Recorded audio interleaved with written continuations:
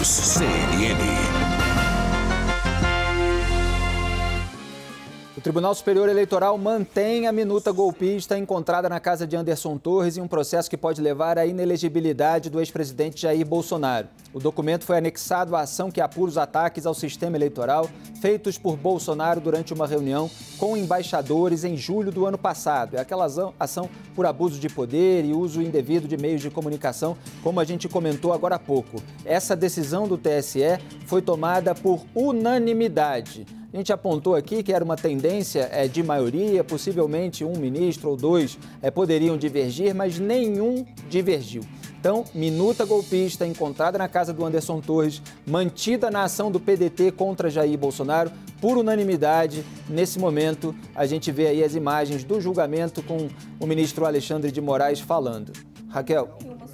Né, Felipe? A gente achava que pudesse ter uma ou outra divergência, não tem. Os ministros estão acompanhando o relator, o ministro Benedito Gonçalves, entendendo de uma forma ampla que esse documento pode ser anexado ao processo e, se eventualmente precisar ser retirado lá na frente, também faz parte do jogo, né? Como a gente estava explicando, essa é uma ação que versa sobre o uso da estrutura pública para favorecer o candidato Jair Bolsonaro e tem todo esse contexto de golpe de Estado que é onde a minuta se insere. Joel, quer arrematar os dois assuntos que eu estava te interrompendo para dar notícia? Era sobre a fala do Bolsonaro, nem estava lá, né? Tá bom, tem alguém planejando um crime em seu benefício. As pessoas ao seu redor dizem com todas as letras, queremos um golpe de Estado para você. Ele se reúne com líderes políticos aliados dele, mostra um plano de golpe de Estado. Ele diz, eu estava em silêncio, eu não sou culpado disso. Por favor, inclusive, na reunião com... Talvez aquela reunião que tenha acontecido com o Marcos Duval e o Daniel Silveira, que também era para gravar o ministro Alexandre de Moraes, uma possível justificativa por um golpe, ele também estava em silêncio, né? O tempo inteiro, apoiando todo mundo. Ele nunca fala e nunca está em lugar nenhum. Agora, Hélio... Quem cala consente, né? Diga o senhor. Qual é? Quem cala consente, né? Pois é. Nesse caso, então...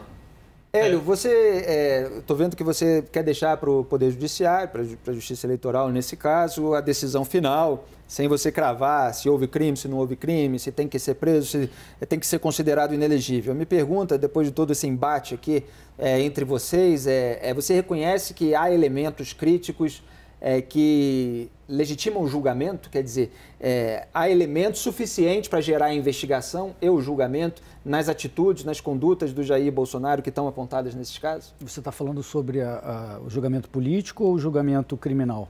Eu estou falando de todos que estão em andamento nesse momento. A gente está analisando aqui o caso do TSE. Certo. Por causa da reunião com os embaixadores, o uso da máquina pública, abuso de poder, como está apontado ali tecnicamente na ação, uso indevido de meios de comunicação. Tem uma outra questão que pode ser aí da esfera penal, no inquérito dos atos antidemocráticos, por exemplo, em que está sendo apurado o que aconteceu no dia 8 de janeiro, uma possível participação do Bolsonaro, envolvimento direto ou indireto, que possa resultar ali numa responsabilização que eventualmente o leve para a cadeia. Era isso que estava sendo aventado. Quer dizer, os elementos, né, só para esclarecer o seu ponto de discussão, são elementos negativos para o presidente, não resta a menor dúvida. Sim. Não resta a menor dúvida que são negativos. Sobre a questão eleitoral, eu acho que é uma questão técnica. Há envolvimento ou não do presidente, ele fez isso nesse dia, então isso prova que ele usou a máquina pública, então tem que fazer esse julgamento puro. Sobre a questão penal, que a gente está longe ainda, né, e aí eu talvez tenha uma posição de esperar. Por quê?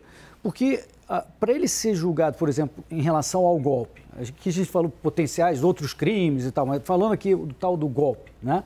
Para ele ser condenado por esse golpe, eu considero que não basta o cui bono mencionado pelo Shoa, não basta o que o Joel estava mencionando, que, não, ele seria muito bom para ele e tal. É preciso... Era declarado para ele. Perfeito. É preciso na justiça, e eu não sou jurista, mas a gente já discutiu muito sobre isso aqui, a gente escuta muito de juristas, né? É preciso que demonstre que ele foi cúmplice, né? Que ele concretamente se envolveu, ou ele foi mandante, ou ele coordenou de alguma forma, que ele permitiu, que ele, em algum momento, ele se envolveu nesse golpe.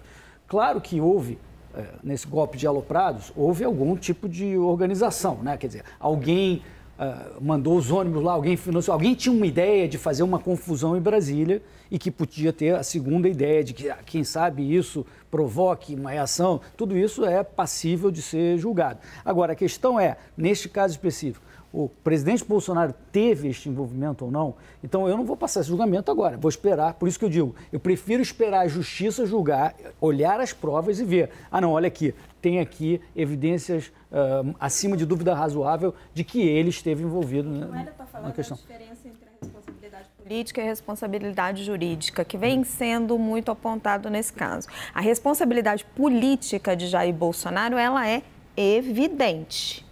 Não resta dúvida.